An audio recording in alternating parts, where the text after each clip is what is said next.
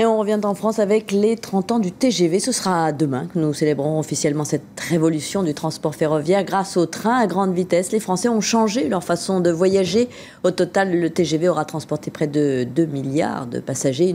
Une histoire que nous retrace Ludovic Romanin et David Salmon grâce aux témoignages de ceux qui ont participé au lancement de l'aventure. Voici la motrice qui a propulsé le TGV sur les rails français.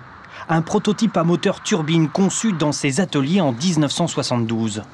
6 ans plus tard, le TGV s'est électrifié. L'aventure pour ces hommes s'est alors jouée à un petit bloc cylindre fait de caoutchouc et de métal. C'est un des secrets de la grande vitesse. Sans cette pièce-là, on aurait un gros souci de vibration qu'on n'aurait pas su régler pour rouler à grande vitesse.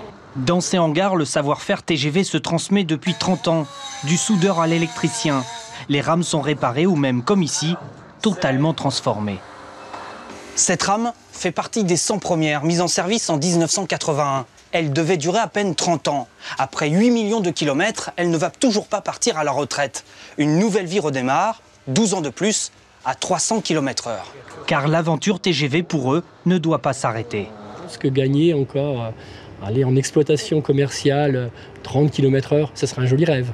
Peut-être arriver aux 350, mais là, c'est un rêve de vieux cheminot. Toujours plus vite. Cet homme a participé au premier record du monde de vitesse en 1981.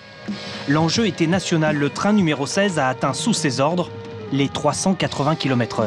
La pression est très forte parce que nous sommes très motivés. Il faut absolument réussir cet essai si on veut réussir la mise en service quelques mois plus tard. C'est l'enjeu du TGV, c'est l'avenir du TGV. C'est l'enjeu du TGV, c'est l'avenir du TGV. Le 26 septembre 81, la ligne sera ouverte au public. Depuis cette date, le TGV a transporté à ce jour plus d'1,7 milliard personnes.